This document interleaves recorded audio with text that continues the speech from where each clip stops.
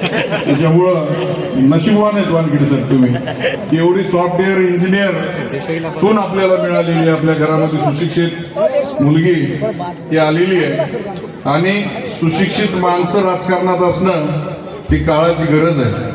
ते बसलेले आहेत, ते MBBS डॉक्टर झाले आणि डॉक्टर साहेबाला आता नरेंद्र मोदींनी कुठं पाठवलं होतं? भारत पाकिस्तान युद्ध चालू झाल्यानंतर या देशाची बाजू मांडण्यासाठी 17 देशामध्ये त्यांना पाठवलेलं होतं आणि भाऊ म्हणून त्यांचा उल्लेख पंतप्रधान नरेंद्र मोदी करतात असे डॉक्टर श्रीकांतचे मुद्दाम आपल्याला भेटायला आले.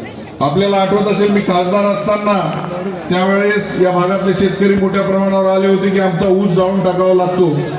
त्यावेळेस पोफळी कारखान्याच्या संदर्भामध्ये मी त्यांना भेटायला बोलवलं होतं. ते स्वतः पोफळी कारखान्यावर आले होते आणि शिंदे साहेबांना सांगितलं की इथं ऊसाची सोय व्हावी म्हणून हा कारखाना चालू करायचा आहे. शिंदे साहेबांना त्यावेळेस पुढाकार घेऊन 8.5 वर्ष बंद पडलेला कारखाना चालू करायसाठी ज्या काही प्रशासकीय मंजुऱ्या होत्या त्या मंजुऱ्या दिल्या आणि तुमच्या आशीर्वादानं 3 वर्षापासून आपण पोफळी सहकारी साखर कारखाना चालू केलाय. 2600 रुपये भाव या शेतकऱ्यांना दिलेला आहे. एवढंच नाही तर आपल्या पेनगंगेचं जे पाणी होतं हे आंध्र प्रदेशमध्ये आदिलाबादला निजामाबादला तिकडे वाहून जात होतं.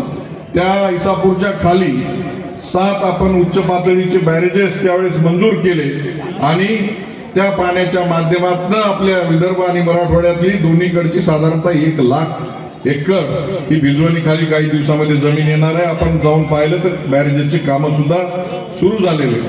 आपलं सोयीर पण विदर्भ मराठवाड्यातलं मोठ्या प्रमाणात आहे परंतु आपल्याला 40-40, 50-50 किलोमीटर फेरा घालून जावं लागायचं आणि अशा वेळेस एक 7 ते 8 पुलं आपण हदगाव हिमायतनगर या भागामध्ये पुलाचे कामं चालू केले. तेही कामं चालू आहेत.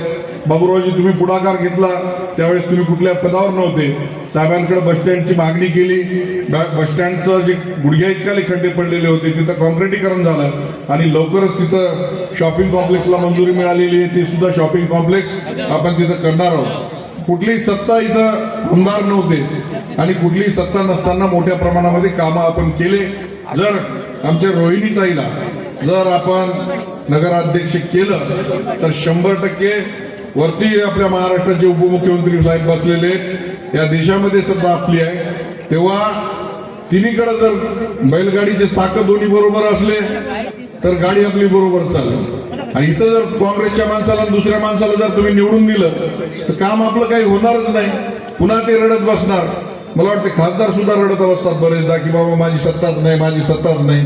तरी सुद्धा डॉक्टर श्रीकांतजी आपण 10 कोटी रुपये नगर विकास खात्याने त्यांना दिले तर तुम्ही काय बघत नाही. सगळं जे काय विरोधक जरी असले तरी त्यांना सन्मानानं वागणूक देता ही शिंदे साहेबाची रीत आहे. 10 कोटी रुपये दिले ना बाबूरावजी खासदारांना तर पुन्हा अजून दुसरा एक अजून लोकप्रतिनिधी कुठं बसवता येतं की सत्ता नाही मी कुठून पैसे आणू म्हणणार. म्हणून आपल्याला विनंती आहे की या सर्व लाडक्या बहिणींचे 1,500 रुपये महिन्याला ज्यांनी चालू केले जे सर्वसामान्यांसाठी कष्टकऱ्यांसाठी लढतात. आपल्या या नांदेड जिल्ह्याला 4दा मुख्यमंत्रीपद होतं. कधी वर्षा बंगला मला तर बघायला मिळाला नाही. तुम्हाला तर फार दूरची गोष्ट आहे. परंतु एकनाथ शिंदे साहेब मुख्यमंत्री झाल्यानंतर आम्हाला वाटतं 50 वेळा तर त्यांच्या ताटाला ताट लावून जेवलो असेल. हजारो माणसं सकाळी 5-5 वाजेपर्यंत आपले अर्ज घेऊन छोट्या छोट्या गोष्टी घेऊन तिथं असायचे. आता एक छोटंसं उदाहरण आम्ही विसरून गेलो होतो. साहेब तिथल्या माणिगावच्या पुलाच्या उद्घाटनाला 2-3 वर्षापूर्वी आले होते आणि त्यावेळेस म्हातारीबाई आमची अंजनाबाई आली. त्यावेळेस म्हणली बापू मला घर नाही, मला लेकरू नाही, कोण नाही, नातू आहे, मला कोणी नाही. पण त्यावेळेस त्यांनी सांगितलं ताबडतोब घर बांधून दिलं. आज बाई ₹1.25 रुपयाचा हार घेऊन आमच्या डॉक्टर श्रीकांत शिंदे साहेबांसाठी आले.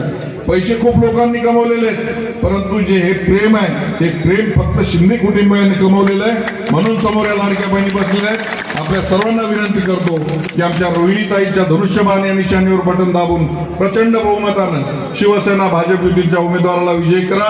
जय हिंद.